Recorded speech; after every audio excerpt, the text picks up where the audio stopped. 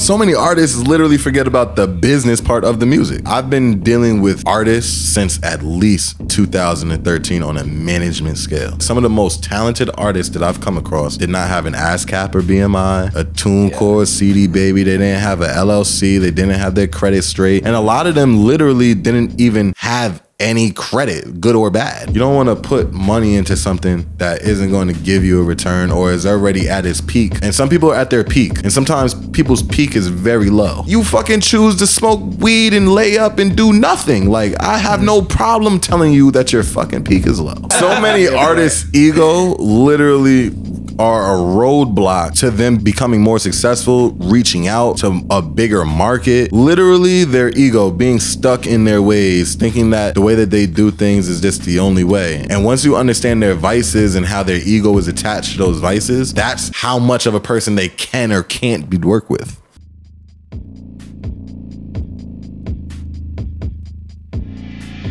Yo, what's going on, world? It's your boy Poncho here. Welcome to episode 25 of the Encore podcast. If this is your first time listening, this is a podcast for artists, musicians, anyone with a passion for music or art that's trying to turn it into a full-time business. So if that's you, subscribe, tag me with the community. I'm here today with my co-host, Cruz. How you doing, Poncho? Yo, so today I had a lot of fun researching this dude today. He had a lot of content to dig into, a lot of knowledge to share, and a great branding online, a great LinkedIn page, which was something that, you know, I'm not used to digging into. So this time, I dug into your LinkedIn content, read your whole resume, which, you know, I haven't got to do yet, so that was fun for me. But he's a business consultant, and one thing I wanted to do that's a little bit different, I wanted to read his description of himself that he has on his website, because that's something, you know, to get right, have your branding right. So some part of what you said, he provides organizations with tools to maximize their potential and has extensive experience developing strategies that focus on service learning, leadership, personal development, and strategic planning for businesses. Mr. Williams provides consulting for individuals who are focused on achieving academic and/or career objectives and strategies directed towards economical, personal, and/or social goals. Mr. Williams uses this as a vehicle for contributing to societal development. He's known as Jerm The Prophet online and the link in person. Yeah, a little longer intro than usual, bro, but happy to have you today, brother. Yeah, man. Yo, I appreciate the introduction. That was fire as hell. Hey, bro. You already know what's going on. It's your boy Jerm The Prophet, the link in real life. You know what's going on. Fact. I'm here with an amazing cast, so I'm just looking forward to what the hell is coming up next. Yeah, you know what I mean? I'm gonna try to keep this one short. I know we could definitely get this one to stretch 2 hours. Not short, but not long is what I'm saying. So yeah, let's dig into it. Let's get to Facts. it. Yeah. Before we start, one thing I want to promote my shit a little bit. Hey, let's I never promote my shit on the pod, but I'm about to relaunch my beat store. My roots in this shit was as a producer, and I'm getting back into that. So by the time this comes out, my beat store will be live, so there'll be a link to all that. Also, if you're an artist in New York, Connecticut, New Jersey area, you're trying to link for an acoustic video, I'll link those below too, and we can tap in and make some dope shit happen. Facts. So glad you're doing that. Yeah, that's great. Yeah, that's to me too. Yeah, I was here for that. Type shit. Yeah. So, real quick, could you tell the people in just a few minutes where you come from, what you do, and then I'm fucking this up. All right, where you come from and what you do today. I bet. So, I'm from New York. I've lived all over New York. I've lived all over New Jersey, Virginia, South Carolina, North Carolina, Florida. So a lot of people that are watching me, you know me from all over the world. I've lived with you. I went to school with you. I've, been in a bunch of altercations. And I have a lot of history in various parts of the world. But I was born in New York, more specifically White Plains, New York. You know what I'm saying? But I grew up all over. I lived in Brooklyn. I lived in all the cities of Westchester. I've lived in South Jersey, North Jersey, Central Jersey, all over, so I spent a lot of my life, half of it actually growing up in the South though. So Virginia? Virginia, North Carolina, a little Florida as well. Like from 8 to 16, I kind of grew up in, various areas in the South. So like, being from New York and growing up in the South was a dynamic in itself. Yeah, I went to college in Mississippi, bro. That shit You went deep in there. You went deep in the South. Yeah, I've never been to Mississippi before. Yeah, you don't. Yeah. It's all good. But so I mean, today, I find myself in a position to kind of help people around me in my community through business and entrepreneurship, financial literacy, social advocacy, and even mentorship. Those are a lot of the fundamental components to what I do. And it's pretty much propelled through the relationships that I'm able to, continue building along my path. I've been in this profession, in the legal business profession, for 8 years of my life now. I'm 29 years old. I've owned real estate. I've sold real estate. I've created mobile apps. I've created new law in New York. I've been an innovator for a very long period of my life. And it's just all, based on, my curiosity growing up. And, when you grow up in different families and foster care and group home, you kind of lose sight of like identity, so to speak, because now you're being taught different principles and abiding by different rules. You're growing up in different cultures. You're living with white people. You're living on farms. You're deer hunting. Your foster dad's a firefighter. One of your foster parents works in an old people home, so now you're helping caretake old people. So I had so many different experiences. It just made me very curious.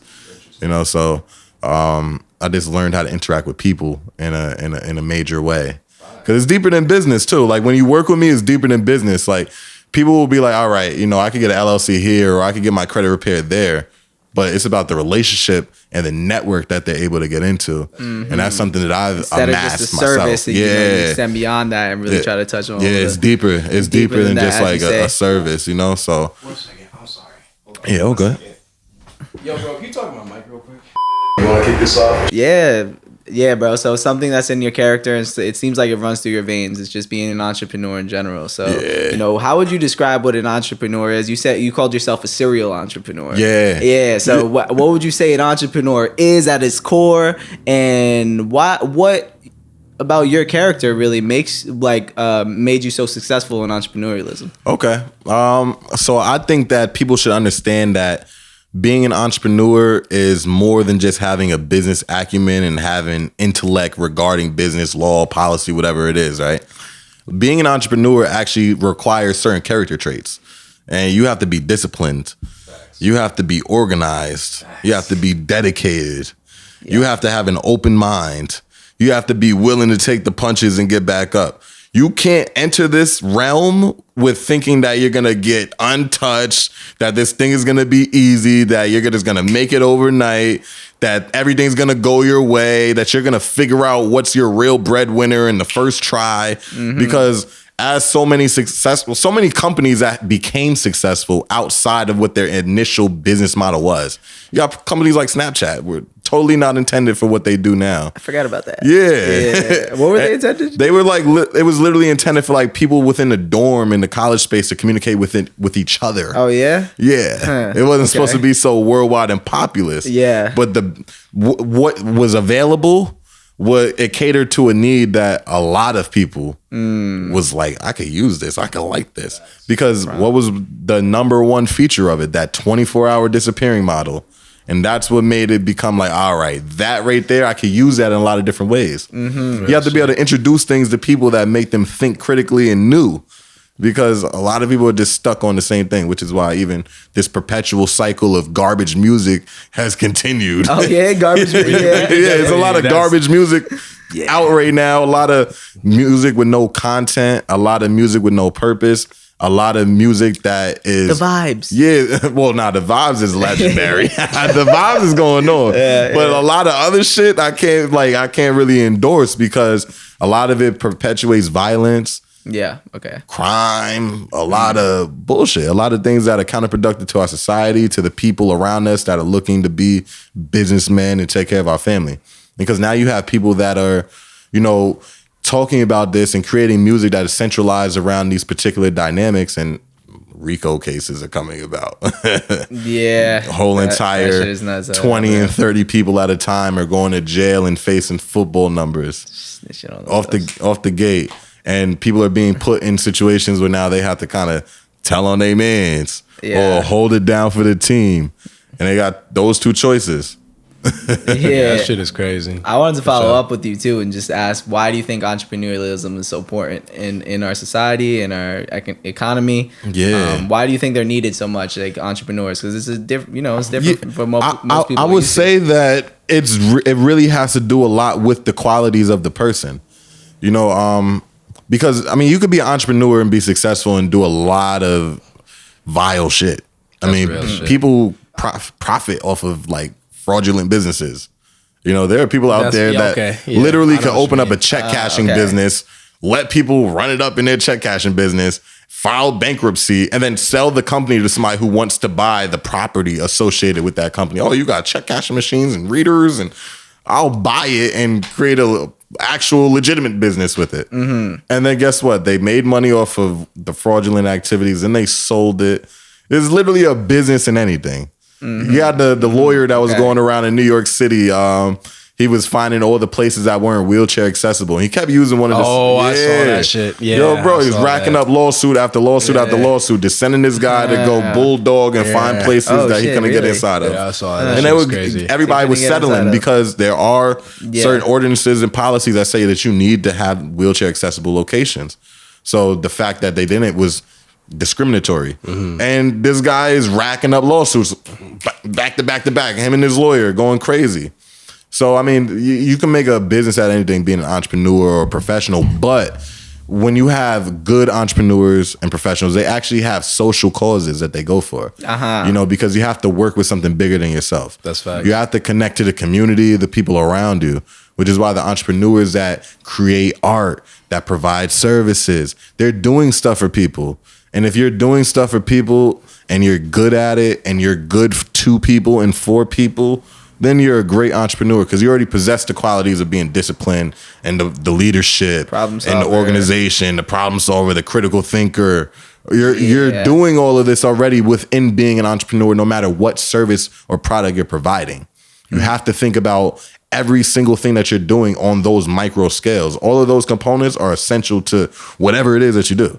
You can't sell hair if you're not organized, and if you don't have a clientele, you don't manage yourself, and you don't keep inventory, you don't know the numbers and what the market is and how to network and market. Like, you have to know all these components. It's essential. And then nobody wants you to do their hair if you got an attitude. Yeah. Oh my God, talk about it.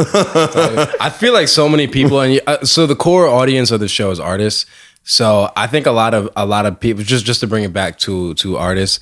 Like they completely miss that shit. Like they feel like it's just the music and miss like the attitude, the organization, all these other things. But it's like so many artists literally forget about the business part of the music. Yeah. So many talented ones already. Like I'm not gonna lie, I've been dealing with artists in general, musicians, since at least 2013 on a management scale. Mm-hmm. So like writing contracts, negotiating deals, reaching out for bookings, coordinating partnerships, all of those different things I've been doing for a very long time. And I could tell you that some of the most talented artists that I've come across did not have an ASCAP or BMI, a TuneCore, CD Baby. They didn't have an LLC. They didn't have their credit straight. Mm-hmm. And a lot of them literally didn't even have any credit, good or bad. Mm-hmm. Just had nothing. So like literally within a month, I could get their score to 700 and now their life has changed. But you could have did that shit 20 albums ago, 20 EPs ago. You're telling me that it took for you to meet me to get these foundational tools? Like, how are you an artist and you don't have any independence? Okay. So this is something that I wanted to hit on. I'm happy we're here. This inspired me to ask some questions. Yeah, facts. So, all right, you've been working with artists since 2013 on a management tip. Yeah. What do you think, in your opinion? I'm gonna ask an open-ended question. Yeah, cool. Is the biggest reason why artists are not successful? And was it because they don't understand business? Is it because Their ego. Build on that.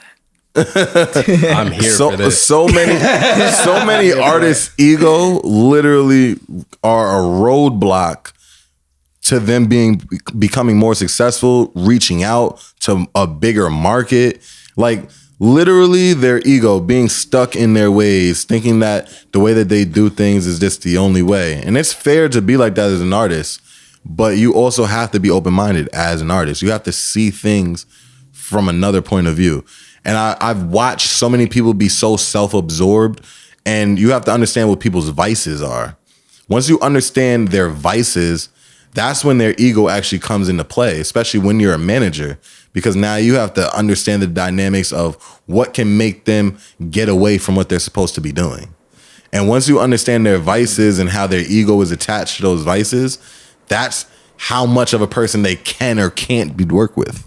Can you give an example of the connection between vices and ego? I think I'm missing it. All right. So I worked with an artist a few years ago, right? And he had a particular indulgence in women, right? Okay. So the way that his indulgence would take over him, like he had to be this macho, I'm a successful rapper, this is what I do. Okay. To the point where he wouldn't even give me any credit for any of the things I did, which was fine because I don't look for that.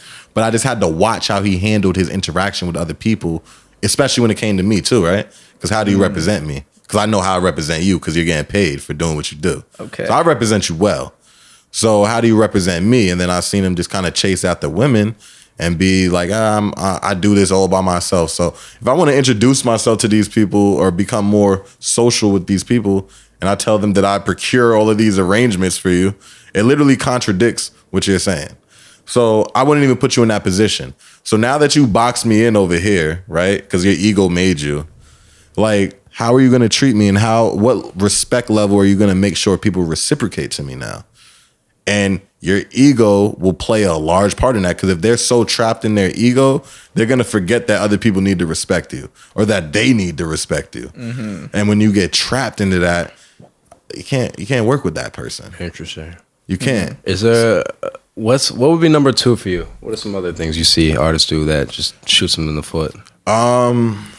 Literally, I mean, I could break down the ego in so many different ways, because then it just breaks down to like their openness to be versatile in their music, have a different engineer, have somebody change a line in a verse. That would be it all is under the umbrella of ego. Yeah, because after the feedback and they don't even want, like, let's say you trust my judgment, right? And now I have my partner that I work with who I trust his judgment, and I want to bring him in to catch some insight on some things that I may not be able to see. I've had people that literally are so trapped into their ego and just so I don't want other people around when I'm being musically creative that I can't even implore this other side that I believe is beneficial. You should trust my judgment because of where we're at, because my performance should give me the voucher for my word. Like, I should always get that benefit of the doubt from you. Let's say you work with 10 artists. How many of them, let's say you work with 100 artists. Right. How many of them will you run into an ego problem with? Well, I found that females are more willing to listen and be workable and coachable. Wow. I found that male rappers are the ones. surprising to you? No, honestly, no. Yeah, no, it's really not. Yeah, I found that male rappers are more susceptible to be trapped into their ego, which if you look at like the rates of death in the hip hop industry, it's mostly men getting killed. Like you got Young Miami who got shot at McDonald's, but like mostly male rappers are being killed. And it's for a reason. I mean, our ego is somewhat part of our dominance as well, just as men in general. Facts. You know, just as people, you know, so just the way that you have to portray yourself, you know, there are certain ways of thinking and living that you can't even associate yourself with when you're trying to be this rapper and this I'm a street guy, because that persona has to be exemplified in your work at some type of way in order for you to be received by people, according to statistics. But there are people out there like Kendrick who people will know his album is great and not listen to it. That's a fact. Yeah. Like, I know Kendrick can rap. I don't need to listen to the album to believe you. I know what type of shit he talks about. It's not my cup of tea, but he's fire. Like, they hearing all the message that he's putting in his music, but it's still like something they don't want to receive. But they know all the lyrics to the song that basically has no substance and personifies violence. Talk about shooting people in the face. And it's just things that we're conditioned to. It's like literally just what we've been exposed to, just culturally, media wise, and just even what is considered standard or code in our community. I have a feeling you're not a fan of drill. I mean, yo, listen, I've had instances where because I'm not a hater to the music. I'm a hater to what it does to the culture and what it does to the lives of the young men that are involved in the culture. Like, I don't want to see them go to jail, which is why, like, I haven't worked with a drill rapper because I haven't felt that they would take my advice to leave that shit alone, and they would see how that does not help their music. Like, I need to do this to keep doing what I'm doing and to keep going up. Like, I have to stay I have to be outside. And that's just something that I can't really do anything because just as an artist and just as a businessman for the artist, I look for placements. And the only thing I could place violence and death is in violence and death. Key that. Yeah, that's a crazy perspective, but I definitely see that. It's like somebody like K-Flock is like, That was it was exactly so, what I was thinking of. It was just so predictable. As soon as he came out, and there was all these YouTube videos like talking about dissecting his lyrics and showing how he's snitching on himself on this, and that, and third, and he was looked up to by so many dudes. Like, it was easy to predict that he was either gonna be dead or in jail. I can't promote it. I love it, anywhere. OD, bro. It's like he's like looked up to by so many people. So I think about feel it. You book these artists at your venue. The hip hop police come. They shut the event down. The artist can't come because there's a supposed risk of violence. Right. I used to own a venue in Peekskill, and this is exactly what happened. This happened in March. Nah, it's not even R.I.P. Encore Creative Studios. Ruining it. Peekskill police, they're not even used to it like that. It's not their thing, but they'll do it still. Like, they don't have a whole organization dedicated to like cracking down on that. Oh, shit. Like, I'm having a studio sale on. This video's gonna be out after I'm having it. Never mind. Okay. But it's so many components that go to it. So you got kind of a lot of people forget to think about the foundational principles that, start whatever problem. It's just like people have this seed of something manifest, right, grow, and then they're worried about the different branches as opposed to the root. And it happens all the time. I mean, look, you got. Oh man, I get political in here. That's all right. I'll save you from getting political, bro. I don't want to save you. You could. It That's seemed up like to you didn't you. want to talk about it, but Because they just went on a tangent. Go ahead. All right, bet. Refresh the something vibe. just to take it back a little bit. You mentioned credit and the importance of that. Yes. And I feel like as artists, and it's something that I haven't even taken seriously in like my time working and talking with artists. Like, what's the important? Not just artists, but creatives, not necessarily that see themselves as like, of course they're a business, but like a creative that's trying to sell their art. The importance of credit and how does it get implemented into their career? Okay. Credit. So I just want to give the perspective of when you're an artist and you get a deal and you get an advance, that is the equivalent to having your own credit from the bank. Facts. Like, you literally could obtain that if your credit profile meets the prerequisites. They'll approve you for these lines. I get approved for these lines. I help people get approved for these lines. So when you get approved for these lines without having to sign over the creative rights and the intellectual property rights and getting 360 to where they're getting a piece of whatever you do and any awards and judgments you get from lawsuits, they get a piece of everything. And most of these deals encompass what is considered a 360 deal, which means that they basically make money off of everything that you do. That's a 360 deal. All around the board, I make money off of what you do. 360, all around the board. So these people are signing away the rights to the things that make them money, right? So it's kind of like hustling backwards. Like, even if you watch Shark Tank, the concept is somewhat similar because you have people that have these business ideas that they believe can make all this money, but then they have to sell a big piece of the pie to someone for a percentage that they know their company will be worth more later if they just had that investment amount without the percentage being taken away. Yes. So when I teach independence to these artists and different entrepreneurs of all kinds, it's literally that concept of you can get this type of money and funding without having to sell away your creative rights or the rights to your intellectual property, the patent, the idea, whatever it is. You don't have to give away a percentage of it in order to get capital.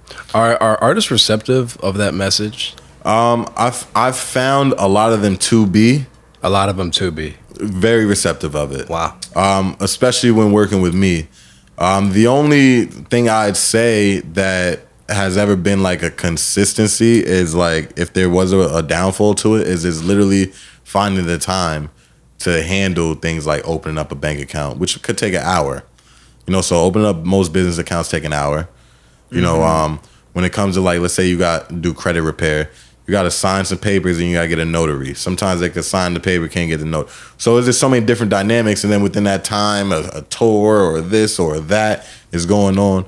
So sometimes it's like that organization, but you got power of attorney forms. When you got clients like that, you let them sign a power of attorney, give you the right to sign anything on their behalf, and you handle that shit like that. Yeah. Wow. You get into the big leagues with shit. What's a use case or like a way of using your credit to actually have something happen? Like people go to record deals mostly to get recording time, to get features. Is there a way that you could use your credit to be able to, you know, can you take out a business loan for an artist that only has, you know, a couple 10,000 streams and like, you know, is there a way to substitute it with your credit? So the beautiful thing about getting money from the bank, whether you're an artist or an entrepreneur, is they don't go by the amount of streams you have or how many products you've sold. Now, there are cases where those numbers are paid attention to when you're going for particular business loans. But just for the instance of just say credit cards and so forth, right? They're not looking at if your SoundCloud or your iTunes or your Spotify is lit. If you have a credit profile that's composed of not having any missed payments in the last 2 years, your utilization is under 30%, you have at least 5 active accounts in good standing, they're ready to give you some money. And you don't actually have to have the 5 accounts all the time. But having 5 accounts that you haven't missed any payments on in the last 2 years and having under 30% utilization means whatever the available credit limit, let's say it's $1,000, as long as you're not spending over $300 when it reports, which is every 30 days, everything has a billing cycle every 30 days. So as long as you meet those prerequisites and you apply for funding, you can get it. You could apply for credit cards. There are certain banks that allow you to apply for more than one credit card. So some people will apply for a credit card and not even know that they won't be penalized with that particular bank for applying for another one. Okay, I have a question. You know who Dave Ramsey is? I've heard of him. He makes a lot of videos on YouTube about like finances and shit like that. Okay. Helping people with loans, shit like that. One thing, I watch his videos. He says if you're young, and if you have a credit card, to take a pair of scissors, cut it up, and throw it in the garbage because that shit can only get you in trouble. That's his message. Okay. To people, especially people who are already in credit card debt. Okay. Do you agree with any part? Do you see people get wild with credit? And okay. Well, first off, to address, I don't agree with that. Okay. For a number of reasons. Okay. I could divulge into some, but let's get it. Okay. Well, for one, credit versus debit, right? If let's say I've had this instance happen to me actually. I had a problem at the hotel, right? They kept trying to just open my door. I put the do not enter. Housekeeping kept trying to open stuff, right? So I made a complaint number of times. So now I'm at the point where I don't even want to pay you for this night because now that I address the situation, now your front desk staff is getting disrespectful. So now I don't want to pay. Like I should not have to pay for this now. This is a service that I did not want. I did not want to be disrespected by your staff. I paid for that with my debit card, right? That was a problem for my bank to refund me. They had to go through an investigation. I had to call the authorities on the particular person because I already know black hair. They were going to call it on me. So I made the forward thinking of, let me call them first. Because I know that at least if they come, I'm not going to try to exaggerate and say they did that. I'm going to say what happened. I can't count on them saying that I wasn't belligerent and violent and making threats. So I had to make the call.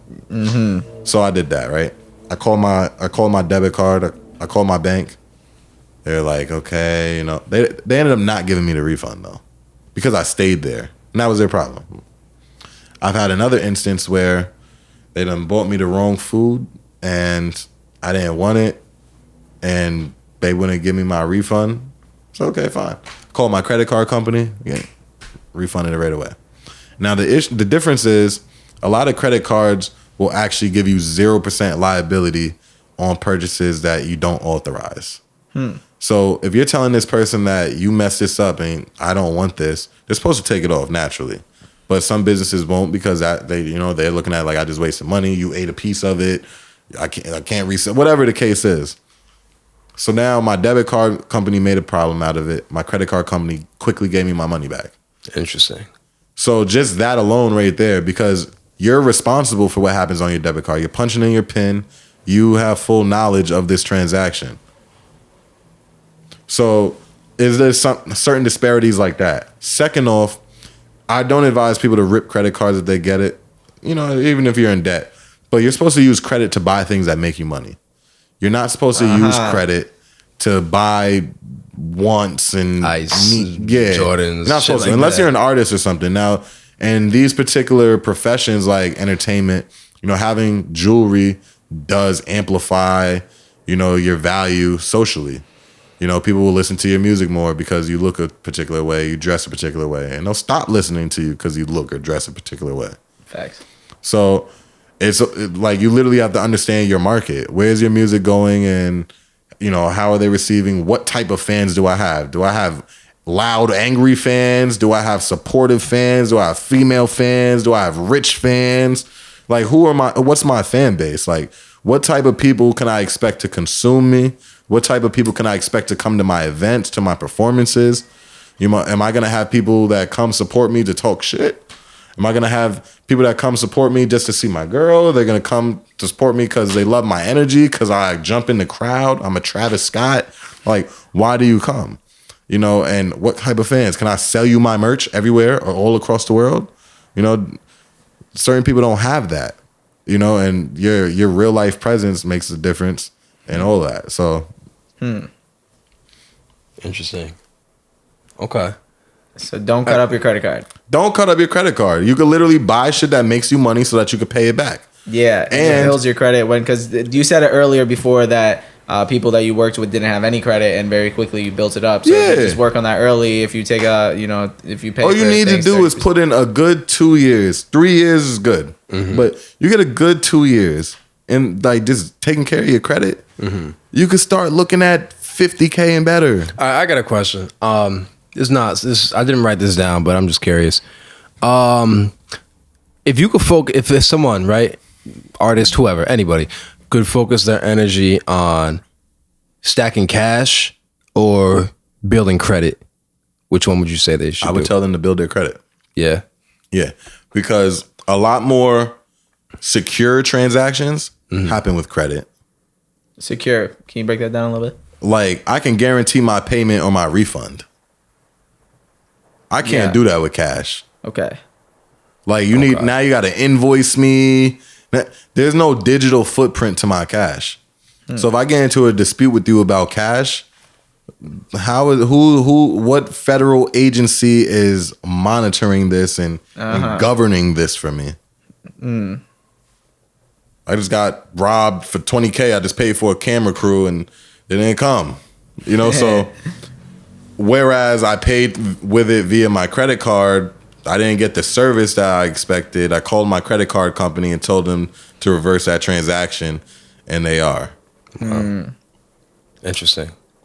Okay. Something else I wanted to touch on is how long did it take you to build a business that you felt like I am now stable and I feel like I have a guaranteed, or not necessarily guaranteed, because whenever you have a business, nothing's guaranteed, but like I feel safe. You know, how long did that take you to develop that process? Because that's the scary part. Like at a very, very unconventional time, actually. Oh yeah. I felt the safest during the pandemic. During the pandemic, yeah.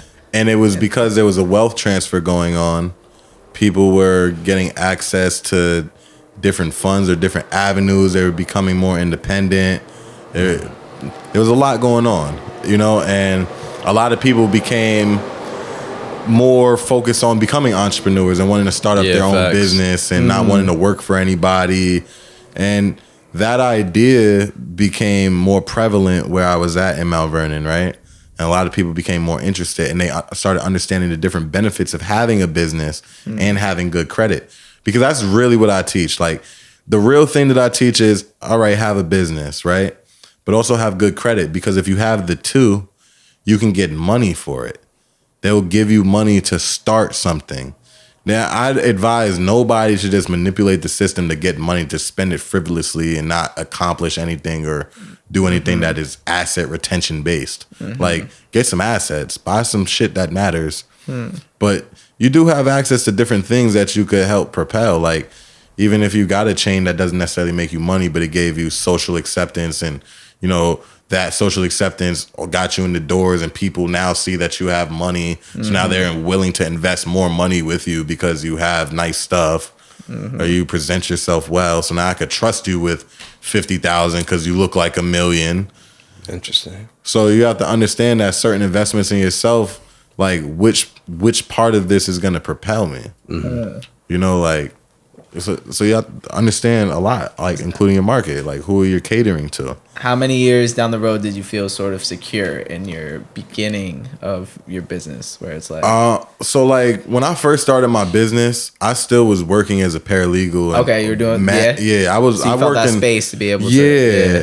The only thing that I was really learning was that I wasn't making as much money as I could doing what I was doing. The paralegal. Yeah. Because I was getting paid at a paralegal rate, whereas the lawyer is charging, you know, $400 and $500 for a time that he's giving me anywhere from $20 to $60 an hour for, depending on where I was working. You know, so I was putting in the work. He's billing at his hour and he's paying me his rate. I'm working under him and I'm doing all of the work. So now I'm basically not getting the full dollar that I can, and I'm looking at this basically as a booking fee. Because now you're supplying me a job that puts me in a space where people are willing to spend this particular dollar. Because how many people really set aside a budget to pay for legal expenses? Yeah. It's not regular. I've never really heard of it. Like, it's not a regular budget. You know, people usually come for these particular types of services when they're in a need. Yeah. And they tend to want these things like, I needed a result. Like, I'm coming to you now mad late, mad after when I should have, and I needed to work a miracle. Yeah, because that's the benefit of having a retainer, is you put this all up front, and when you need it in a few... We can handle this. Yeah, because... You charge a retainer for, I think you said that you mentioned on your website that you have a retainer. Yeah, I have a retainer option for clients. So like, can you break down what a retainer is? So basically a retainer is we're going to put your money in an escrow account. So basically you come to me for services. You know that you're going to need a list of different services from me. You've checked me out. You see that I could do trademarks, websites, LLCs, credit repair, funding. You see I do all these different things, right? You're like, wow. I'm at a point in my career or in my entrepreneurship journey where I know I'm going to need all these particular types of services, and I know that I could depend on this person to provide those services to me. So what I'm going to do is I'm going to give them, say, $20,000 at a time, right? And they're going to put this in a particular account that doesn't get touched until services are needed, right? And they're basically going to say, if they need an application done, it's $1,000 for that, right? That application's $1,000. They know that now out of that $20K, I'm going to take $1,000 for that application. And then I'm also going to bill them at my rate per hour. And I'm going to give them an invoice or itemized breakdown of how much time it took for me to fulfill or complete this particular objective. So if this application took me an hour and I charged $200 an hour, that invoice now states $1,200 is billed to this client. So now I'm going to take that money, that $1,200, out of that escrow account, out of that retainer, and I'm going to pay for what's needed, and I'm going to pay for myself, and that's how the retainer agreement works. Now your money is just there to pay for the services and pay for my time as needed. And if there comes a stop where, okay, all services are fulfilled and there's some money left over, you get the rest of your retainer. Interesting. So you basically pay me in advance, because a lot of people try to pay you outside of advance. They want to pay you later. I can't take later. It's my money and I need it now. And I might get sued for that shit because they trademarked it. Nah, real shit. Wait, who trademarked that? That's JG Wentworth. It happens. All right. I want to hop into something interesting. All right, bet. Okay. Talk to me. Most artists are broke. Yes. Why? Trope. They make poor management choices. And a lot of artists, initially, they try to do everything themselves. And without proper delegation, you're never really going to put yourself in the right places because you're too busy in the moment. You're being creative. You're trying to be like the business person for yourself. You're trying to make sure you don't get fucked. You're trying to be understood. You're trying to find what's new, what's next, what you should do. So there's so many different thought processes going on in the average artist's head, right? Especially the good ones. So a lot of time you'll find that they either don't have a team and they don't have funds. And the reason for that is because they're trying to handle too much shit at one time. Because literally, if you allow the proper manager to help you manage what it is that you have, they can find different pockets for you to fit in to make funds or at least get the recognition that will lead to the funds. Even as like an artist you're starting, like, because like realistically, in a manager position, like a lot of managers won't take on an artist with no momentum. But even as an artist with no momentum, you should still try and find a manager. I mean, I would say so because there's pretty much a market for everything. Even if it's like, all right, so some artists have to be real with themselves. Some artists that, even the talented ones, are not meant to be a mainstream artist. That's real. They don't have the look. Yep. They don't have the exact sound. They don't have the ideal biography. They're meant to be a ghostwriter. They're meant to be references for other people. Or just have a fan base that's not mainstream. Or just have a non-mainstream fan base. They're underground. And they still usually do the same thing. They jump over because they're so talented that the mainstream artist does need that level of talent. You have Quentin Miller, for example. Drops his own music, still ghostwrites for top-tier artists. You know, so you're going to find ways to monetize. Like, damn, it's crazy I write for one of the biggest artists in the world, but I'm not fucking known. But I get paid because his camp is going to send that big ass check. Yeah. I'm still making money off my own stream. But a lot of people just aren't willing to accept the fact that they're not meant to be mainstream. They're not willing to accept the fact that their career will be more successful if they find the right placements for them rather than just trying to break in to a fucking industry. I need to be good at TikTok first. I need to be known for my drawing first. I need for them to know I'm funny. I don't recommend funny because you don't recommend? Yeah, I don't because it's hard to transition from being a comedian to being a rapper. Yeah, like Fat Boy, SSD. Yeah, DC Young Fly. DC, it's hard to transition. Non-Sumo did it because you want people to take you serious, and if you're gonna rap about like that's why like Lil Duval was able to because he wasn't talking about beating anybody up or killing them and living his best life. Like facts, and you could like relate to that because you're like, yo, this guy's a comedian and he just got a song with Snoop. Like that's fire. Shit. Yeah, like you're not like I can't listen to you talking about drilling shit. You're receptive of it. Yeah, that's facts. You know what I'm saying? So you have to understand how you can transition. Word. But you have to be able to either grab their attention. Some people do it with the way they dress, their hairstyle, the way they talk, the people they interact with. Tekashi hung out with the Bloods to become more credible. Like people use different. We do not vouch for the Tekashi route. We don't. He may have my same first and last name. Dead ass. That's facts. Yo, I always thought about that shit. His name is actually Daniel Hernandez. Oh man, that's his name too.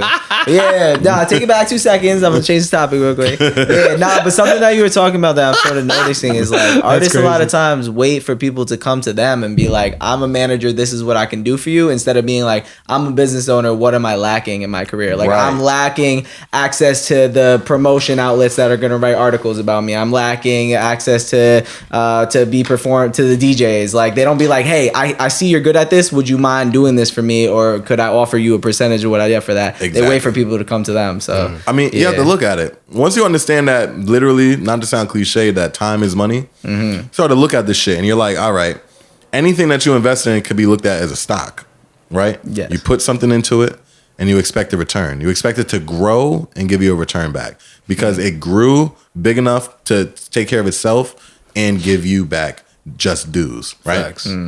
So sometimes you have to, if you don't see it, you don't see it. I mean, don't fucking go get a magnifying glass and try to find shit on people. Like, if you can't see it, don't fucking look for it. Like, it's really that simple because your time is important. You know, you look at it and you're like, all right, would you buy would the average person buy a stock for $200? One stock, right? No. Like, they probably won't. And I wouldn't recommend it either because chances are a $200 stock isn't going to make you a lot of money unless it's like a Tesla and the shit just fucking booms and goes into the thousands or Bitcoin. But those are unicorns. Those are considered unicorns, meaning like they're unique and special and they don't come around often. So you were telling them to get that in volume. But my point of that is you don't want to put money into something that isn't going to give you a return or is already at its peak and you're not going to get shit out of it. That's right. Like, and some people are at their peak. And sometimes people's peak is very low. And you have to be willing to acknowledge that without malice though. Type like, shit. yo, your fucking peak is low. Word. And they'll be offended. I see the reason why I thrive in even meetings and negotiations because I don't pay attention to the emotions that go on or invoked in people. And if I do pay attention to the emotions that are invoked in people, is because I'm invoking them in them. I'm giving you that inspiration, that motivation, or that drive, or helping you see my vision. I'm invoking those emotions in you. I'm not worried about where your emotions are trying to take me. Word. You get what I'm saying? I lead the charge by being objective in what I do and what I say. Hell yeah. So we're going somewhere with what the fuck we're talking about here. Word. You get what I'm saying?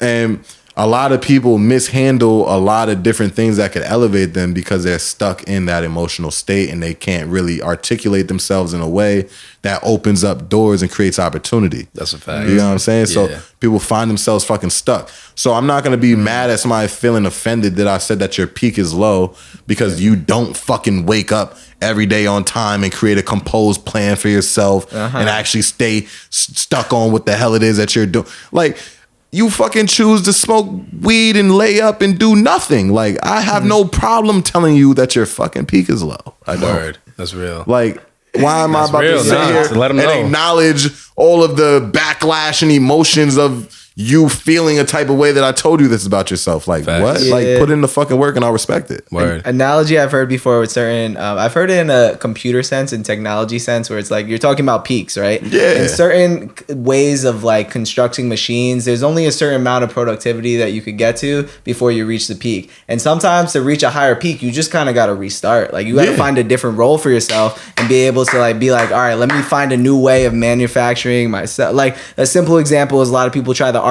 They reach a peak, they can't get past the peak, then they're like, fuck it, this artist just not working, let me try a manager. Then they reach a higher peak and then it's like maybe they become a own it. Like, there's different ways to But then people's ego manage stops them yourself. from doing that. Yeah, like you got to take some serious steps backwards to be able to do that evaluation, to be able to create a new system that creates a peak. Like, you know what I mean? So you have to look at things like you have people like 2 Chainz, went from Titty Boy to 2 Chainz. Just the name marketability alone, right?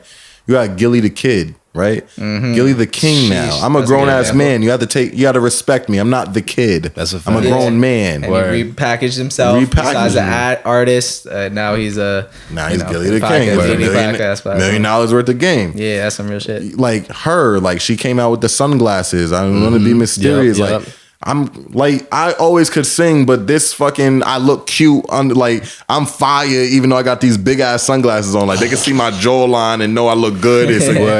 They're curious enough to see who I am and all that. And she did that for a while to the point where like you can find her without glasses all the time now. Like, Word. That's real. All right, wait, while we're on this topic, I got one more thing. All right. What do you see artists spend their money on that you think is fucking stupid? Weed. All right. Weed. You know what it is? $60 eight. I think that the way that artists spend their money on shit is fucking stupid. Okay.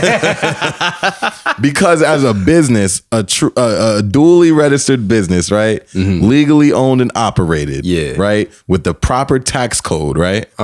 You can buy all of those same fucking things and use them as a tax deductible towards your taxes. Okay. So you could technically buy all of the shit that is considered a waste, right? The weed, the liquor, the chains, the clothes, right? The weed. Okay, we'll take that one back. Yeah, take the weed out, bro. Liquor, maybe, right? But Liquor, maybe? you know, we tend to call those things, you know, personal expenses or Yes. miscellaneous, You feel me? Yeah. miscellaneous expenditures of $500. Wait. Before you go too far, you said once before that you could write off a vacation. Yeah. In some way. How the hell do you write off a vacation? How does that So work? everything is What's about the classification, right? Yeah. Everything. Like literally music is music, right? But certain genres have certain markets, certain things that you could do, like you got pop, hip hop, all these different genres of shit. All the same thing though. It's all music. Right?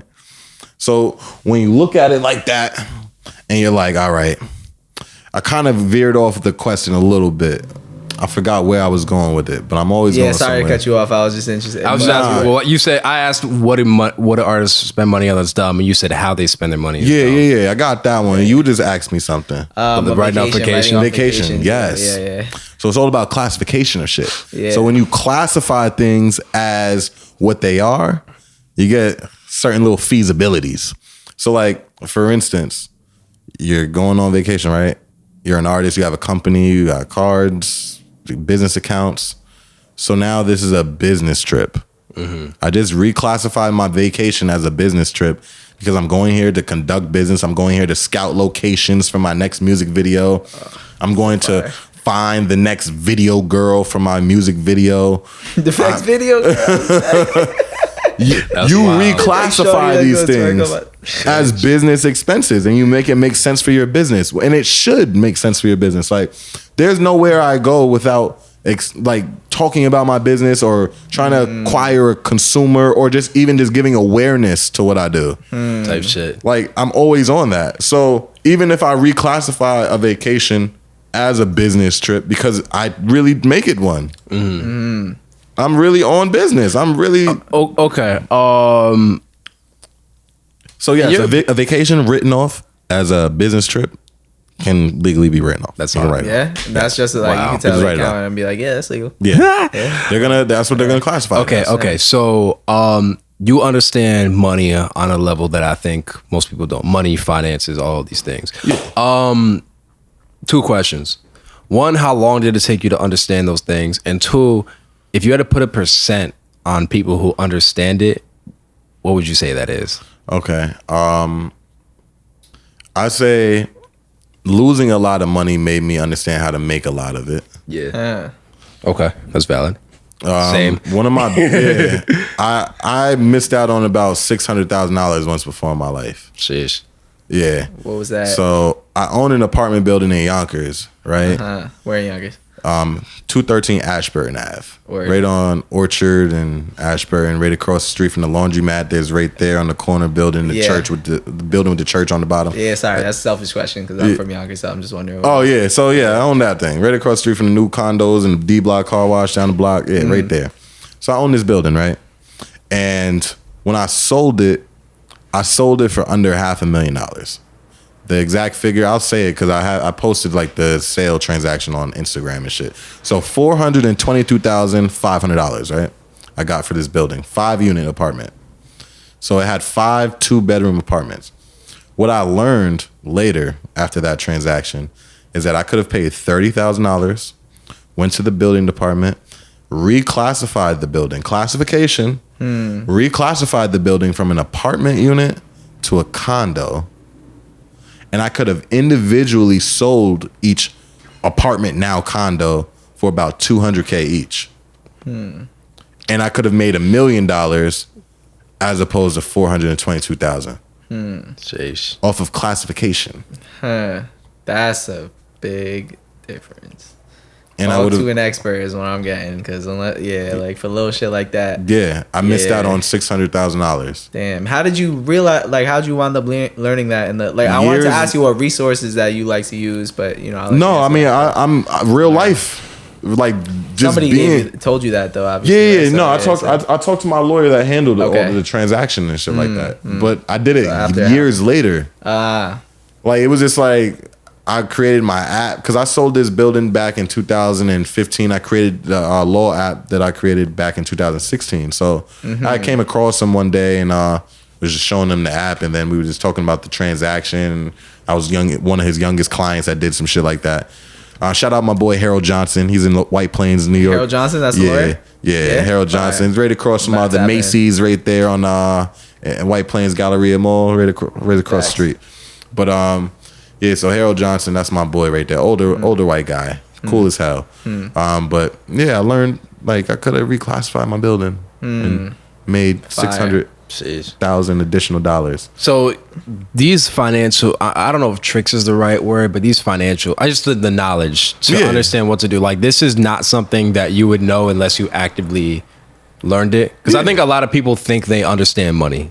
Exactly. Yeah. But they don't. That's such a little thing that you said, the difference between a condo and whatever. An apartment. Yeah, apartment. Yeah. It's like you're not going to learn that unless you're on the field. Like, and you got to be in the field. Yeah. Like right now, my son is 7 years old, right? I can pay my son $12,500 tax-free every year until he's 15. That means 8 years. For the next 8 years, I'm going to automatically clear $12,500 federally tax-free. Can you break that down a little bit more? So if I make, yes, I pay my kid to work for me. And all he has to do is provide an idea for a drawing, a design. As a 7-year-old? Yes, he can work for me legally. Huh. Legally, an employee of the company. Okay. It's an IRS tax deduction. It's within their sections. Facts. Okay. So I can now pay my 7-year-old son $12,500 tax-free. Meaning, if my company makes $100,000 in a year, right? I have to pay taxes on that $100,000, right? Self-employment, state tax, and federal tax, which equates to about 33%. So we'll let the math people do the math on that. But my point is, before that $10,000 even gets taxed at any of those levels, $12,500 is automatically put to the side for my son. That's big. 1 second. Logic crashed. All right, we back. We back. So we definitely got some more things that I want to hop into. All right. Here's okay. In your opinion, because you work with a lot of artists, and you work with a lot of artists. Where, in what area do you feel like artists need the most help in their careers? With making what they do make sense. So let's imagine that instead of going to the mall, you showed your fans how you go to the mall. Having a shooter there, and yeah. That's the trip. They make reels about everything. They show you how to make food. Why not engage people on how you do things to make it different, to show it, to make purpose? A lot of people they'll go to the mall, right? They'll spend whatever money, and they literally created no content, no following, no lifestyle desire for any fan to crave for now. So they do a lot of things without intention, and they don't capture it correctly.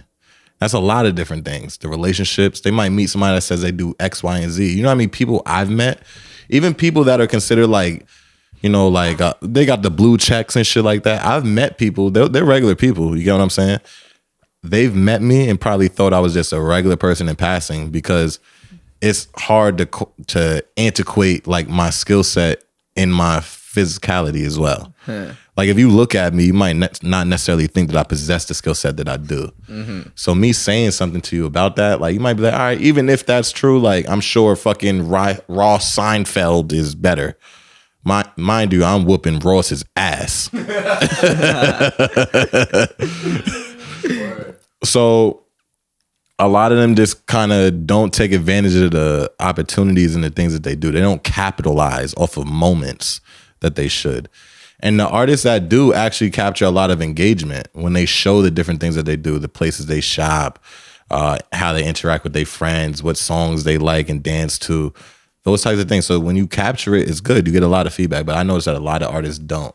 Or they think that you have to be like dress to the T's and have your eyes dotted in order to even be on the camera. And it's like, damn. So now you'll go on certain artists and they'll have like fucking 4 posts because they only really did 4 moments that they think is worthy enough of showing, rather than building a portfolio of consistency and showing people what you do on a regular. They want to see you in a wife beater making eggs. Yeah, like sometimes, you feel me? And they'll tell you if they don't want to see it. You get what I'm saying? Like, yo, we want to see you play basketball more. Then fucking show them. Yeah. Like, they probably don't want to hear me talk about like if I turn my pages to talking about relationships, I have a vast insight on relationships and interpersonal communication. But I'm not about to change and start talking about. They're gonna be like, "Yo, come on, give me the credit shit again. Like, give me the financial literacy stuff." I think a lot of people think it's corny to always have the cameras out. Yeah, that's true. But you could change that by having a camera team. See, one of the reasons why I don't have a lot of my moments captured is because I just never wanted to be the one to pull out my own phone or put it in selfie mode and show what, you get what I'm saying? So I have a lot of great moments that never got captured because I just didn't have that camera team with me. And it's inorganic, as you said. It is awkward to just pull out your own shit and be trying to capture moments because now people question your intentions and are you really doing this to be looked at? Like, you know, you want the attention for it? But when you actually have a team, it is more so like they respect it as a business and they take you more serious because like I bet like that makes sense. It's different. So like you just have to understand how people think. That's what it all boils down to. If you can understand how people think and help them think, if they don't know how to think for themselves, you're literally in a good position if your intentions are good. Because if you can help people think about good things for themselves, and that's literally what you want, and they accomplish those good things off of your thoughts that you fed them, bro, they're going to look at you like you're a fucking genius and you're a god and you're good for them and they're going to want to support you. And that's why my business thrives. Like, I don't do business to not take somebody to another level. There's no point. So something that you said in a lot of what you were just saying right now is the importance of feedback from people that you're surrounded with. So, you know, how important did you have to go through a lot of cutting people off or separating yourself from people in the process of sort of trying to build yourself up, build your ideas up, build your confidence up? Like, how important was feedback from the people to your left and right?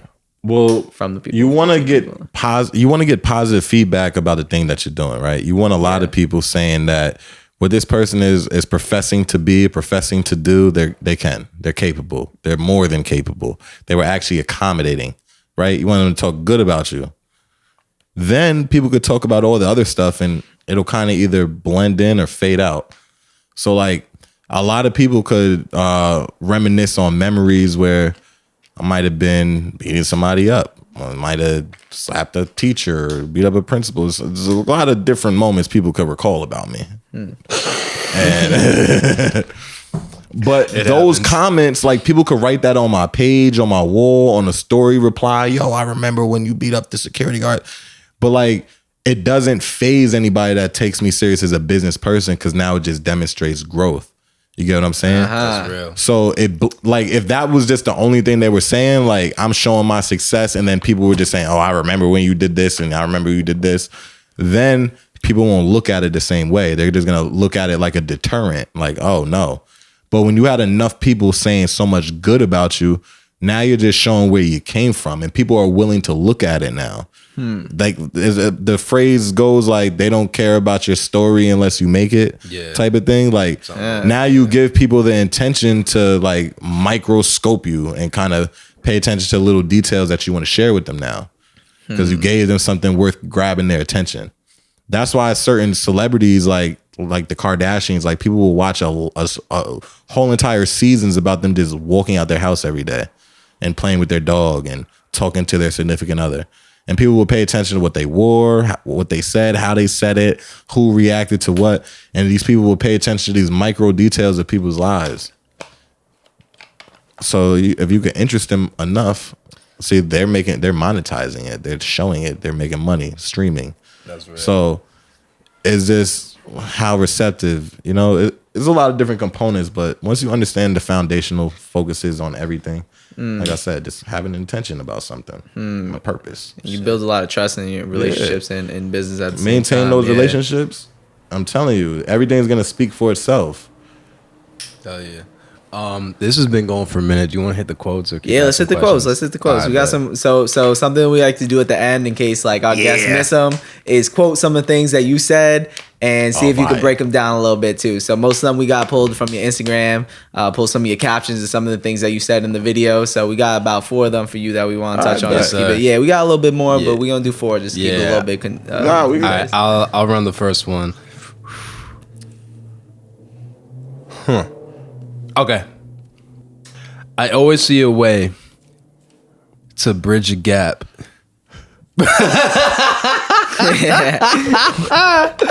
Before I ever see a bridge I want to burn. So that goes into a lot of different things. It touches in on a lot of, the premise of it is relationships, just in general, because everything and everyone has a relationship. So when you're bridging a gap, what you're doing is you're filling in a missing piece of the relationship that something needs to coexist with something else or to connect to more different things that will help them improve, right? So you have to bridge that gap. You have to provide the thought. You have to provide the action. You have to provide the plan necessary for 2 spaces adjacent or however they are, right, to connect. And then when you burn a bridge, you have something that's connected, but you disrupt the relationship and you do something that's detrimental to it. And you ruin the connection that you guys have. You ruin what was keeping you associated and connected when you burn the bridge. And people usually do that within behaviors and actions. Do you ever feel like there is a right time to burn a bridge? You have to burn a bridge. You have to burn a bridge that should no longer be connected to you.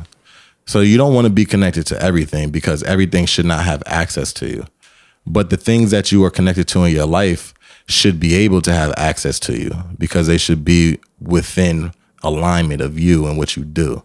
You should basically, like I was talking to you earlier, you can only have the black phone number if you're calling me about business, and you can only have the gray phone if you're calling me because I personally know you. Oh. That's it. That's my purpose of 2 phones.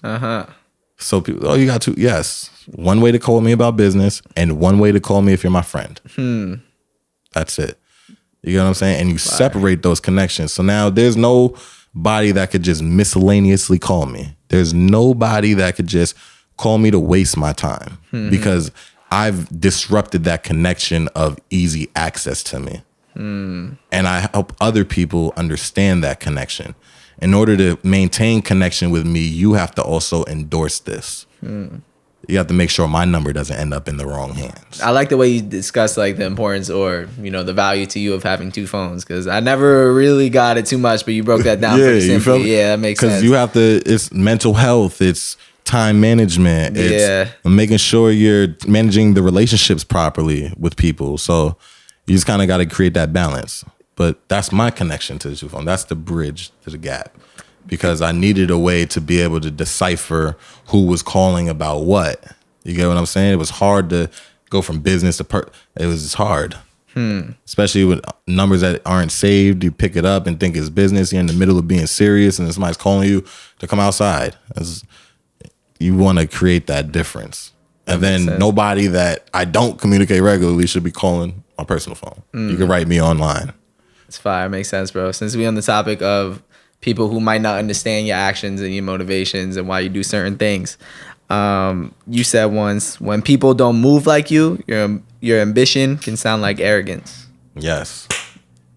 I don't even talk about my shit with all my friends from high school. I don't even talk to them about this shit because there's such a disconnect that it's just like. Actually, we went to high school together too. In case you didn't. We were in the same grade. We did. That's fire. What high school? Walter Panis. Yeah. Oh yeah, I ran track at there. Word. Oh yeah. Fire. Yeah, that's my shit. But like it's just there's such a disconnect to the point where it's like I talk about it and I'm feeling weird. Exactly. Yo, I will say that I was talking to people from my high school the other day, and like 4 people were like, "Yo, Don Darlin's doing great, bro." He said, "That's fucking awesome what he's doing," and they were recognizing what you're doing. So it's different thing. But back to you, bro. One more time. When people don't move like you, your ambition can sound like arrogance. Yeah. So basically what that means is that when you have such a belief in what you're doing and who you are, and you believe in it so much that you have to tell people about it, right? You have to explain when people are trying to question you on actions or what you're up to.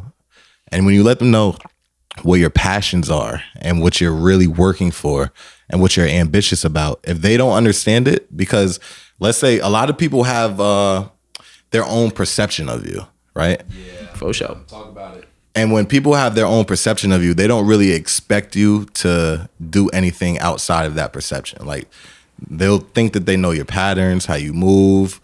Like, if you talk about things, like, you have to make sure it's factual because they feel like they could call you out on it because they were there enough to be like, oh, no, that's not true, or this and that, right? So when people have a limited expectation of you and you're talking about how much belief you have in yourself or how much you belief you have in something, it's going to come off as arrogant because you really believe it. Like, this is fact. This is reality for you. Mm-hmm. And you're so adamant about it. They can't even think that way about you. Like, they can't even see you propelling past who you are, who they think you are, because that would just be out of the norm. So now you sound arrogant because how could you even think that about yourself? Like, don't you know you're just Jeremiah? Like, and you're like, I'm going to be the best Jeremiah. I'm going to be the Jeremiah. And you're just Jeremiah. Like, what's all that? Yeah, they think they have you figured out. But you know what you're doing and you're ambitious about it. You know you got a plan. You know you're about to build a business. You know you're about to make money off of it. You're going to impact people's lives. And they don't see that future in themselves. They don't see it because that's too much thought. So basically, you've thought so far ahead that you've lost people. Yeah. You've lost them. Like, if they can't even understand that they should support your ambition because your ambition should either lead to their ambition or their success, or they could benefit off you some way. They're your family, they're your friend. They could be happy for you. Then they're lost. They can't even comprehend it for you. They can't see you past that point. So when you're around those types of people, you're around the wrong people. You got to step away and get around people that look at your ambitions as something for them to believe in, for something for them to support and tell other people to support. Those are the type of people you have to be around with your ambitions. Facts. We got 2 more dope ones. So. I'll run the next one. Yeah. We're talking about that shit all day. You know what? I want to ask one that wasn't written down because we were talking about it all. Touch on it. I mean, I don't have the exact quote in front of me, but it was basically saying that, you know, it was getting nicer out, and Jerm she just had to say, just don't call. Don't call me. Don't call me. Don't call me to take me out of alignment with what I'm doing, what I've been building. You're not telling me that what I've been working for so long, that I've been putting all this time in, is now supposed to be sidestepped because you want to go outside and do nothing.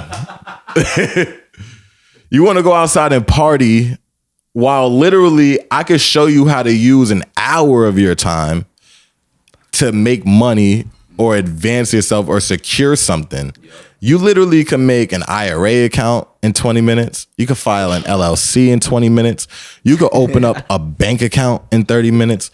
You can literally do all of these things in 30 minutes or less. And people want to waste hours of your time doing nothing. Nothing.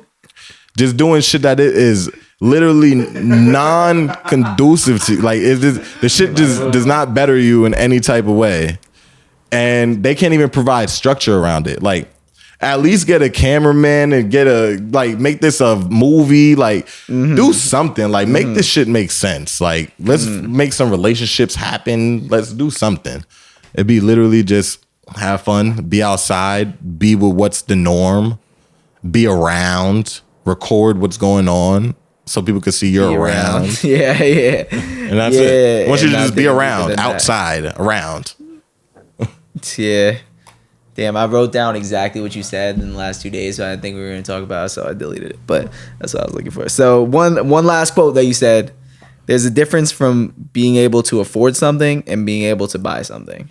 Yes. And I thought that was an interesting way of putting it. So could you break that down just a little bit? So being able to afford something and being able to buy something, two very distinctive things, because the ability to afford something means that, I'll use it for reference sake, the ability to afford something means that you can buy something over and over again in some type of way, right? You should be able to, in order to afford something, you should be able to buy something and still be able to afford or handle all of the other responsibilities that you have in your life. When you buy things, you buy them without intention to build, and you even buy them to put you in poor financial situations, because you're buying something that literally adds no value for you to be able to afford. And again, the ability to afford is to be able to handle, maintain, and even surpass your current financial situation. You got to be able to afford shit. You could afford it, you could manage it, you could still pay your cable bill, your phone bill, your car, and be able to afford these sneakers, rather than you just bought them and now you can't pay your rent. Yeah. Now your phone is off. So it's just two different mindsets and also two different financial brackets. But it's really just a mindset thing, because people that just buy something do it with no intention. You could use the word, but when you're using the word buy and you can afford it, then it has a purpose. Okay. Like a mindset behind it. Yeah. You know what I'm saying? I mean, that definitely makes sense to me. I just read that and I just thought about my own spending habits a little bit too. And I know there's been This moments dude I'm wastes like, so much money. Nah, that's definitely a fact though. I'm definitely known for that too. And it's money that I just don't have, bro. I'm not gonna lie. So yeah, nah. So It happens. damn, we gonna end it on the fact that I just waste money. That's Yeah, crazy. real shit. Nah, Yo, I But- really appreciate you coming through. nah, for a fact, bro. That's Yo. crazy. Yo, Hell yeah. Jerm The Prophet.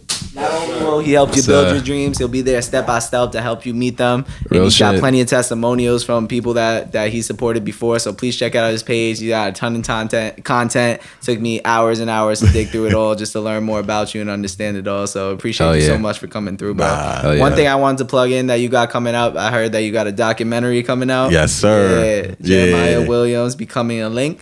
Yeah. Known as the link. So, Yeah. yeah. When's that coming out? You got a release date for that? Yeah, you can't speak on it. You know, Get the exclusive. yeah, I don't have a release date That's for all it right, yet. bro. It's just one of those things that is just continuing to be built on, because the idea was just to drop it, and now I've just been working on other concepts that I want to do with it, because I just want to also be able to tell my story, and just a strong way. So, and I want to do it right. Yeah. So I So know you what still I have building to- on it? I actually have the first piece that I could drop. Yeah. So Yeah. you're doing it in pieces. Yeah, type that's shit? that's Yeah, what that's okay, what I'm okay. that's what I was Yeah. alluding to. Your But yeah, story is not even close. Obviously, you know everybody. and knows there's a you're lot of 38 parts years old, that so 29. I just want to be able to make sure that everybody's paying attention, because that's just what I want to do. Like Hell yeah. with everybody paying attention to what I'm doing, and the people around me, the people that believe in me, the people that have been working with me, and they see all the things that we're doing, and they do those same things, we're going to build a stronger community. We're going to have more ownership in our communities. We're going to have more authority in our communities, more childcare, more academic structures, more financial literacy organizations. We're going to we want to address mental health. Like, it goes deep. And because I know so many people and I have so many partners and different clients, one of my partners is America's youngest chemist. Shout out Dr. Ja. You feel me? Young dude from Philly, graduated with his PhD at 22 years old. Word. America's that's youngest nice. chemist. Partners and people and friends and industries, and it's just so many different people. So when you're able to kind of communicate these passions and these ideas and these plans to these people that are just connected to the world in other ways, that you don't necessarily have to worry about putting all of the legwork in yourself, because you could kind of do it through people. You could delegate the task through people that are already connected. So now that's why the community is important, because you need to have the diversity. You need to have all the different people and even the different beliefs. Like, everybody doesn't have to necessarily believe in everything that you do, but people just need to have those different beliefs. Like, I care about the world and the environment, but I literally don't focus on it. I'm curious of it, very curious of it. But I have friends that really focus on it and really could tell you why the dirt is this color brown and stuff like that. And those are people I would help. We get help for them to get funding so they could continue to do research and stuff like that. So those people are now just connected to people that gave them information and access that they didn't have before. And that's the genuine thing about just the world in general, is that everybody has something, and you can recognize it or you can leave it alone. But if you have the ability to recognize the ability or the potential in people, especially if you put them in particular situations and around certain people, and you can understand how each component works with the other, and you're literally creating dynamics within people. And now you have people who probably would never even be in the same room together, now together in a room, and they're now putting together thoughts and ideas and feelings and all these different things that are now generating new outcomes in the world and giving new perspective and fresh thought and critical thought on different things that need to be thought about by, like, at least the generation coming up, and we're looking to manage and run the world to come. You know, because we have to be in position. We have a technological world. So like literally either our generation is going to get phased out by the younger generation that understands technology better than us, and we're going to work for them, or we're just all just going to have our own businesses and they're just going to collect the data on all of us and just like lead the generation after, or like we're going to, like, we have to take charge and take lead and understand what the fuck is going on in the world and really put ourselves in position to lead them, because we still have certain moral conduct and code that is lost in today's generation, and a large part of it, especially our community. So there's some of us that are alive, the 90s babies, some 80s babies and 70s that had that good moral conduct that we could still instill in our generation before it's too far gone, because social media and just the media in general just has too many negative influencers, and just the narrative that's being painted in our society is so detrimental to our growth just as a community. And just like, that's why the independence and the entrepreneurship is so important. Because if we don't have people really being able to be self-sufficient, they're going to be basically dependent on a system to provide for them. And then we don't know what that system is now incentivizing for them to do in order to obtain these things.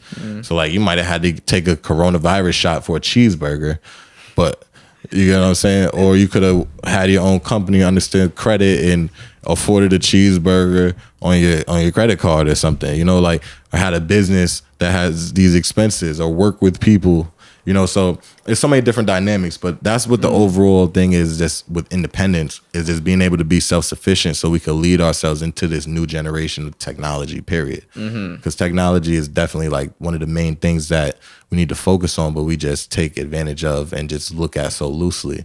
But even our money is converting to it now. You know, so there's so much that we need to learn about it and like literally become the leaders of. Because like I said, the younger generation is going to fucking run it all because they got a tighter grip on it, but they just don't have the moral conduct that we have, or at least that we should have. You know, so it's our generation to really like take charge. Like, you know, I'm touching 30 next year, so you know, it's like you've done a lot in your third decade of life. I'm teaching, like I'm going to go speak at schools. Like I'm speaking at the White Plains Youth Bureau, talking to kids that are just getting their first job. That's fire. I'm like giving people jobs and stuff now. Like I'm and I used to be in that program as a summer youth program, right? And like they're 15 years old, this is their first job, and they're basically learning how to be employable as a job. Fire. And I'm about to go there and speak to them, and like they're so excited to have me because they've seen what I've been doing. And it's just like, yo, like this person potentially has what it takes. He can connect on the level that we need him to connect with the kids. So like now I'm one of many, or hopefully many more to come. Like we need more disciplined people and more leaders, because it's bigger than business, you know. But you got to know a lot about business to be able to be self-sufficient. 100%. Because the last man standing is the man that stands on his own. So you got to stand on your own, because you could live with other men standing on their own, but the last man standing is always going to be the man standing on his own. As long as a man got his own, he should mind his own. You know what I'm saying? So if you could live in a community where people got their own, they'll probably mind their own shit. And then you could collaborate once people are comfortable enough to know that they shit is good. The problem is too many people don't got their own because they doing it backwards. They're spending their money backwards. Their financial patterns are detrimental to their financial growth. And now they're making decisions. That's why poverty and crime exist in urban communities. But that's a whole different conversation. But it's it's a lot that is connected to it. But I believe that entrepreneurship is the key to starting to revert the negative changes that have happened in our community, because we are very creative. And that's why this podcast is even centralized with artists in mind, because we are the creatives. We literally could become millionaires off of art, off of our thoughts and our feelings and our expressions. Yeah. You know, and Huge we've seen economic it. Potential And a lot. And cultural. Exactly. There's so much that comes with it. Yeah. So, you know, we have to understand like how much, but just imagine if you owned it. It's still the same music. Just imagine if you owned it. Just imagine if you stood firmer on your word. Just imagine if your documentation was already prepared before you went to that meeting with that label, to where they couldn't even offer to do anything for you because you already have it done. So just imagine how much more money you save just by being prepared. Shit, you could save your life. You could create a whole financial savings for your kids off of proper contract work. So this man right here, I got a big expectation of him to become the big shark. Yeah. And shit, bro, I'm on a great path right now. I'm not gonna lie. And because you did so much research on me, and I respected it, because research is what got me in the game. And what I did when I created New Law was, the husband got married to this lady and he left her. And the only thing that I had to find him was I found him on Facebook. And when I found him on Facebook, he had a picture in his work shirt. And I looked up the name of the company online, and I found out what state and what city it was located in. And I hired a private investigator to go there to serve him. Oh, yeah. And because I went to that extent, and he already knew to get out of there just by the phone call, because I asked the manager there if he was there, and they said no, he wasn't in. He knew just to get out of town. So when I went that far and he left, the judge actually decided to sign the order that allowed us to serve him on Facebook, because I found so much information about him on Facebook. I did my due diligence and my research about somebody, and it created a new law. Damn, similar type of thing. In appreciation to that, and in respect to that, what I decided to do was give you a gift. Oh shit. So, this is actually the gavel that I had when I was student government. Bro, and I wanted to shout that out too, that you was student government. That shit's not gonna reach. Nah, bro. I appreciate, bro. But you have this in your pocket already, because you didn't know I did research already, right? I did. I know how to appreciate what's going on. Nah, he did not. Came in before you got here. We were talking about. He said, "Yo, thank you, my bro. I appreciate you so much, appreciate man. you, and I got you're a lot. huge inspiration for me, bro. I got a lot of things that I think great about you. Yeah. I think that you're gonna do magnificent. You just have to stay focused and don't be afraid to be a shark. Yeah. Because to stand up for people, you have to be willing to speak on their behalf and fuck how you feel about anything that needs to be done to get the job done. You never lose focus on that. Because the job is always more important than the agenda. Always. Major. Shit, bro. I don't know if this is capturing it, bro. But I can use it in camera. Yeah. Bro, it's a pleasure to meet you today, my bro. Thank you so much, my man. Yo, we all achieving big things, bro, and you a big inspiration to me and so many people, hundreds of businesses out there at this point. So, hell yeah, you know, it was a pleasure to have you on the show, bro. And I don't know if we could leave it on a better moment than that. Bro. Just the last thing we would need from you. Could you just tell the people where to find you on social media? Yeah, so you can find me on social media, Jerm The Prophet. Yes, sir. I'm on Instagram, Twitter. Let's see, my LinkedIn is Jeremiah C. Williams. My Facebook is also the same. Use my real name on those sites. And then my website, jwilliamsconsult.com, jwilliamsconsult.com. And you can find a list of my services. You can buy merch. You can see, that's where you'll see the documentary that I'm dropping. So I'll be dropping it on my website first. Bro, your merch is fire, bro. Let me just say that. Like, I was about to buy your shit if I had bread. Yeah, your merch is dumb fire, bro. So I'm like, business. I appreciate that, man. Yeah. So I want people to understand why I'm deciding to release it on my website. And that's because it's important to be able to track your metrics, because you want to understand your audience and how receptive they are to you. You want to be able to collect your own data on your consumer. You don't want to be too intrusive and violate any rights like Facebook and Mark Zuckerberg and get sued for it when the SEC interviews you for it and everything. But you want to be able to collect enough information to where like maybe you could send like discount emails or different invitations, like just different stuff like that. And then I'll release it on the YouTubes and so forth, you know, later after you got the audience. Because you want to be able to understand like how many people really tap into you. And then obviously these like streaming platforms obviously offer a broader audience because, you know, people are more looking for YouTube than jwilliamsconsole.com, but you do want to understand your audience. And that's why I'm releasing it like that. So when it does drop, you're going to catch it on my website, jwilliamsconsole.com. Jeremiah Williams becoming the link. If you know me in real life, you know what's going on. And we got more shit to do. Yes, sir. Hey. Yes, sir. Yo, I know you learned some shit from that interview, so please subscribe, tap in with the channel. Please follow him on social media if you want to hear more of these gems. Not even please, you just got to go follow him. Facts. Like, you know, you feel me? This is a gem mine right here. I really appreciate you coming through, taking the trip. The invite And too. hell yeah. And yeah, episode 25 in the books. Appreciate you tuning in. My beat store will be in the bio for all the artists out there. And yeah. See you next time. Yeah. Thank you. We out. Yeah. Fire. This shit. That's hard as fuck.